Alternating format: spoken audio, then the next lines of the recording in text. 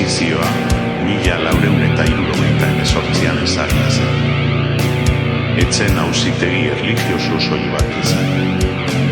Kontrol, beldur eta dominazio tresna bat zen.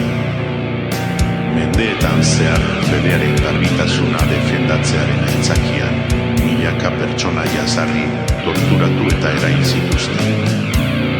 Juduak, musulmanak, protestanteak, zientzialariak, pentsalari libreak eta ezarritako dogma zalantzan jartzen zuen edonork makina gupidagabe baten biktima ziren. Familia osoak suntsitu, komunitateak deserrotu eta kulturak isilarazi zituzten.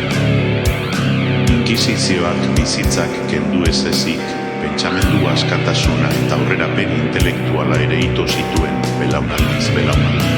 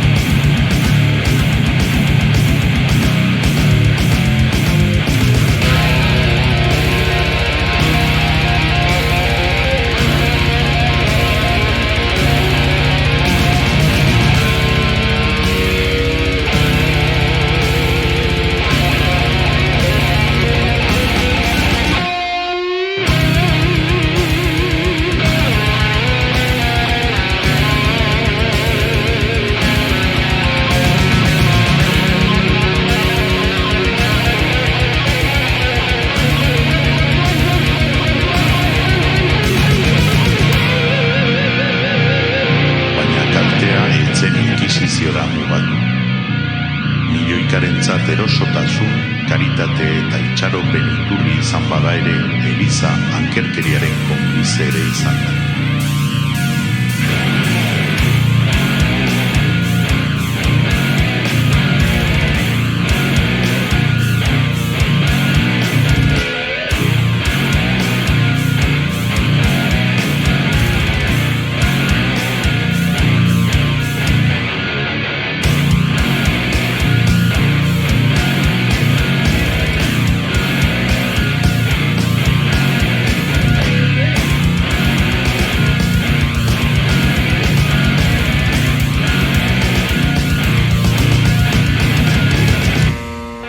Historiari aurre eginez bakarrik saihestu dezakegu akatsak errepikatzea.